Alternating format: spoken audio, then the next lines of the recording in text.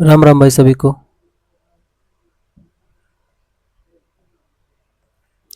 आज हम लोगों का लूसेंट ऑब्जेक्टिव सीरीज का पार्ट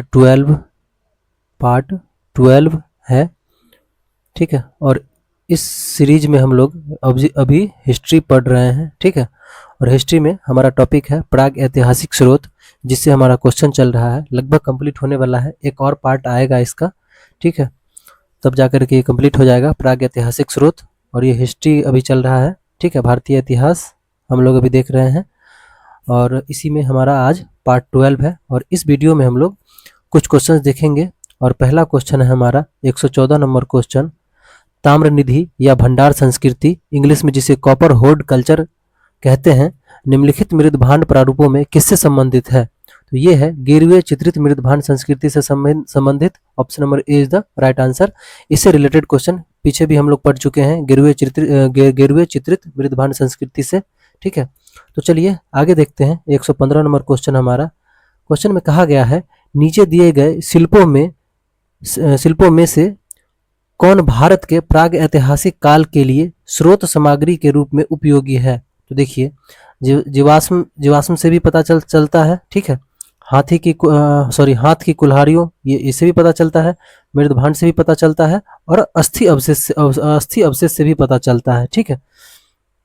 तो ये इस हिसाब से हमारा ये चारों सही हो जाएगा। तो option number D is the right answer. 1, 2, 3 व 4 चारों सही है। तो option number D is the right answer. चलिए आगे देखते हैं क्वेश्चन नंबर 116। ठीक है। ये रहा हमारा क्वेश्चन। क्वेश्चन में कहा गया है, भारत में प्राचीनतम चूल्हे, ठीक है, भारत में प्राचीनतम चूल्हे, इंग्लिश में जिसे हर्थ कहते हैं, का हर्थ हर्थ HEARTH हर्थ है ना, इसे इंग्लिश में हम लोग कहते हैं। ठीक है। इसका पुरातात्विक अवशेष मिला है, कहाँ से मिला है? तो ये मिला है हमें बिलासुरगाम से। Option number A is the right answer. ठीक है। Option number A is the right answer. चलिए आगे देखते हैं। हमारा अगला क्वेश्चन है क्वेश्चन नंबर 117। ठीक है। तो क्वेश्चन नंबर 117 में कहा गया है, ये रहा हमारा, निम्नलिखित में से किस स्थल से मध्य पाषाण काल में पशुपालन के प्रमाण मिले हैं? पशुपालन के प्रमाण कहाँ से मिले हैं? तो वो मिले हैं बागौर से। Option number C is the right answer. चलिए 118 नंबर क्वेश्चन देखते हैं। भारत में निम्नलिखित किस नवपाषाणिक स्थल को सर्वप्रथम सूचित किया गया? भारत में निम्नलिखित किस नवपाषाणिक स्थल को सर्वप्रथम सूचित किया गया? तो वो है Lingsugur. Option number D is the right answer. चलिए आगे देखते हैं क्वेश्चन नंबर 119।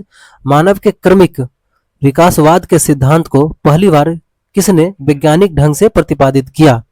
तो किसने वैज्ञानिक ढंग से प्रतिपादित किया था? तो वो किया था डार्विन ने। Option number D is the right answer. ठीक है। चलिए क्वेश्चन नंबर 120 देखते हैं। चार्ल्स डार्विन थे, क्या थे? एक इतिहासकार थे, एक समाजशास्त्री थे, एक कलाकार थे, ये थे एक जीव विज्ञानी। Option number D is the right answer. चलिए आगे देखते हैं क्वेश्चन नंबर 121। ये रहा हमारा क्वेश्चन नंबर 121। चार्ल्स डार्विन कहाँ के वासी थे? तो ये थे इंग्लैंड के। Option number D is the right answer. चलिए आगे देखते हैं क्वेश्चन नंबर 122। डार्विन का मानव संबंधी क्रमिक विकासवाद सिद्धांत ईसाई धर्म ग्रंथ बाइबल में प्रतिपादित किस मत या सिद्धांत का खंडन करता है? ठीक है। तो दैवीय उत्पत्ति मत, हाँ यही सही है। Option number A is the right answer. दैवीय उत्पत्ति मत का खंडन करता है। Option number A is the right answer. चलिए अगला देखते हैं 123 number question. The origin of species by means of natural selection के लेखक हैं। तो इसके जो लेखक है वो हैं Charles Darwin. Option number D is the right answer. चलिए आगे देखते हैं क्वेश्चन नंबर 124। चार्ल्स डार्विन की रचना the origin of species by means of natural selection कब प्रकाशित हुई थी? तो ये प्रकाशित हुई थी 1859 ईस्वी में। Option number D is the right answer. ठीक है। ये प्रकाशित हुई थी ऑप्शन नंबर डी 1859 ईस्वी में। चलिए आगे देखते हैं question number 125। The descent of man किसकी कृति है? द डिसेंट ऑफ मैन किसकी कृति है? ये है चार्ल्स डार्विन की। Option number D is the right answer. ठीक है। चलिए अगला देखते हैं क्वेश्चन नंबर 126। निम्नलिखित में से किसने कहा जीवों में अस्तित्व के लिए निरंतर संघर्ष होता रहता है, जिसके परिणाम स्वरूप केवल योग्यतम प्राणी ही जीवित बच पाते हैं। निम्नलिखित में से किसने कहा जीवों में अस्तित्व के लिए निरंतर संघर्ष होता रहता है, ठीक है, जिसके परिणाम स्वरूप केवल योग्यतम प्राणी ही जीवित बच पाते हैं? तो ये किसका कथन है? ये है चार्ल्स डार्विन का कथन। Option number D is the right answer. ठीक है, चलिए आगे देखते हैं क्वेश्चन नंबर 127। क्वेश्चन नंबर 127 है हमारा, पुरातत्वविद बेंजामिन फ्रैंकलिन ने मानव को किस रूप में परिभाषित किया? तो ये किया था किस रूप में? ये किया था औजार बनाने वाला प्राणी के रूप में। ठीक है, option number D is the right answer. चलिए अगला देखते हैं क्वेश्चन नंबर 128।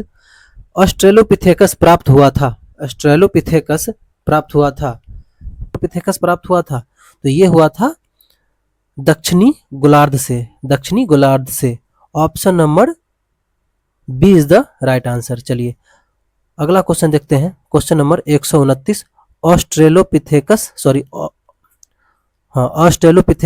का शाब्दिक अर्थ है, क्या है? तो वो है दक्षिणी मानव संप्राणी। Option number B is the right answer. चलिए अगला क्वेश्चन देखते हैं, 130 नंबर क्वेश्चन।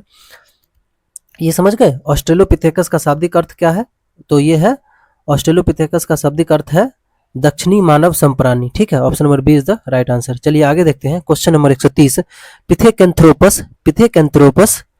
पिथेकैंथ्रोपस का शाब्दिक अर्थ है, तो इसका शाब्दिक अर्थ जो है वो है सीधे चलने वाला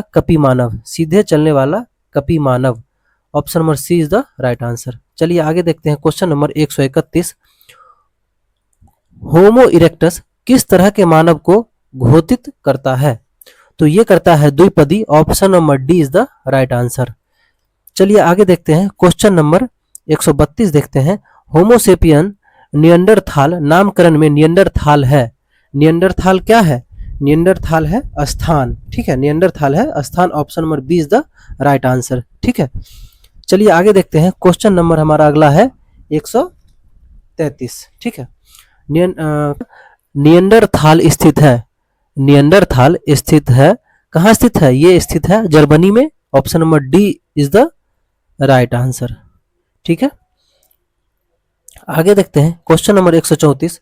निम्नलिखित में से कौन होमोसेपियन या सेपियन का अनुसंधान नाम नहीं है? ठीक है, तो देखिए यहाँ पे जो होगा ये होगा ऑप्शन नंबर डी। यहाँ पे नहीं पूछा गया है तो ऑप्शन नंबर डी होगा Australopithecus is the right answer. ठीक है, 134 का डी। चलिए आगे देखते हैं 135 नंबर क्वेश्चन। क्रोमैग्नन स्थित है कहाँ स्थित है क्रोमैग्नन? वो है फ्रांस में। Option number C is the right answer.